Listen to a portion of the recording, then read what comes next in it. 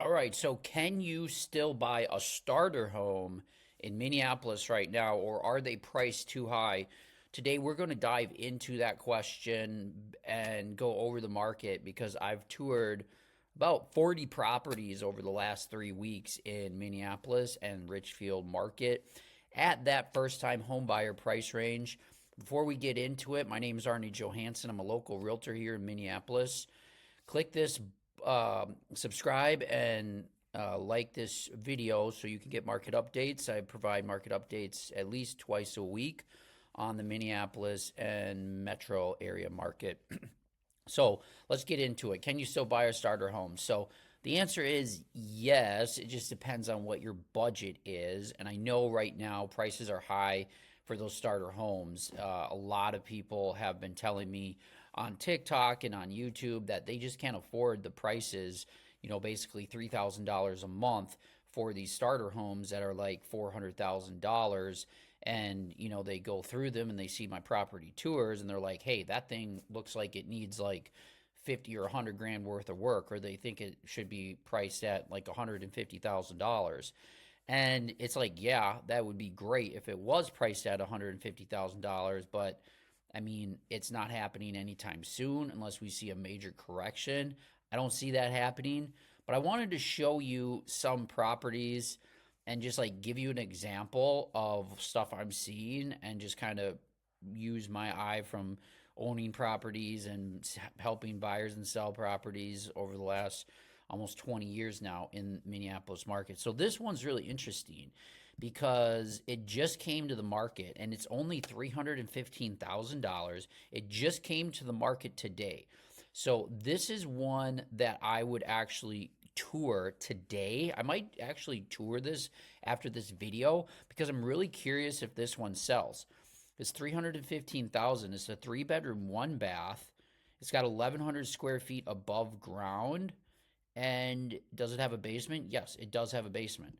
So if you look, it looks great. I like this rambler style.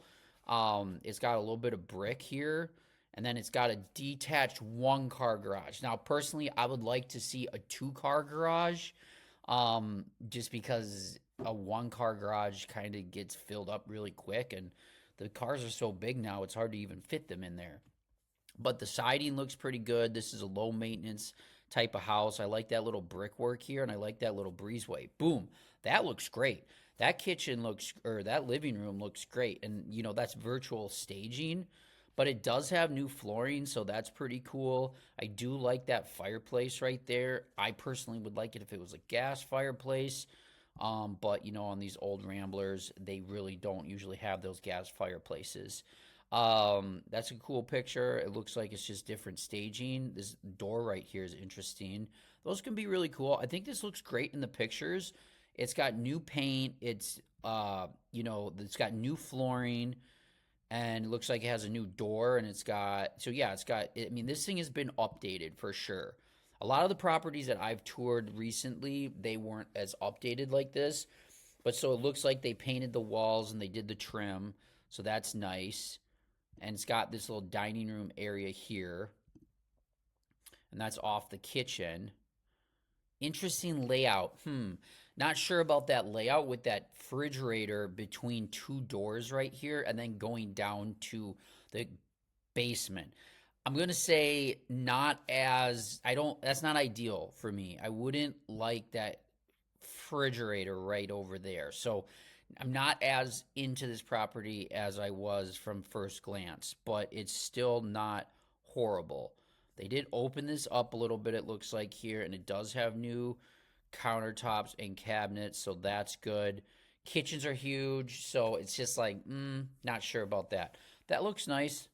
The virtual staging does make it attractive.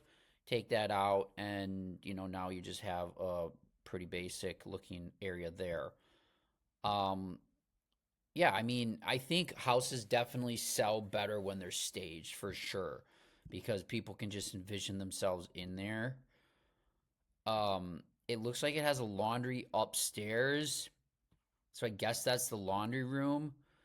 I would personally like to see this like turned into a laundry room And is that the third bedroom? That is the third bedroom. So again, that's a knock. I'm going to say not as interested in this one because now you got two things. You got the kitchen and then you got the laundry room. Bathroom is updated though, and it's got a walk-in shower, which is nice. And the colors are all going together. Basement looks like it's partially finished. I like that actually. That's kind of a cool setup there. So this is $315,000, and um, it's got a big backyard. I like that. It's 75 feet wide by 133 feet, yeah, deep. So that parcel's big. I do like that. 315. It'll be interesting to see what happens to this. This was on the lower end. So see, this just came up on the market today. Your payment on this is probably going to be about $2,700. Did they do anything? It looks like they just did pretty much the flooring and the paint, and they did newer stainless steel appliances. Let's see when they bought it.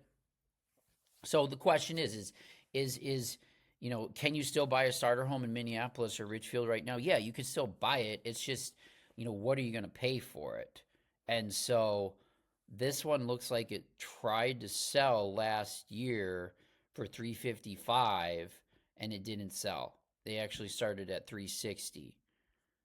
And it canceled. So this was it before. That looks great. See the difference between that picture and then the picture in the winter. I mean, it looks a lot more attractive. Yeah, pictures are not nearly as good on this one as the other one. But they did lower the price. That's a beautiful backyard. I would actually put those pictures on the new one too. I'm going to go look at this. Here's what I think. My opinion overall at this first-time homebuyer price range is that they do need to be reduced. I really feel like right now, these houses that are going up for like 350, they need to be at like 275. And I know a lot of people bought in like 2021 at 3% because I went through this house and it was like bought for 170 in 2017. Then it sold for like 325 in 2021. And now it's like somebody bought it in 2023 for like 425, and now they're trying to sell it and they're actually in foreclosure. And there's no way that thing's selling. It's going to go in foreclosure for sure.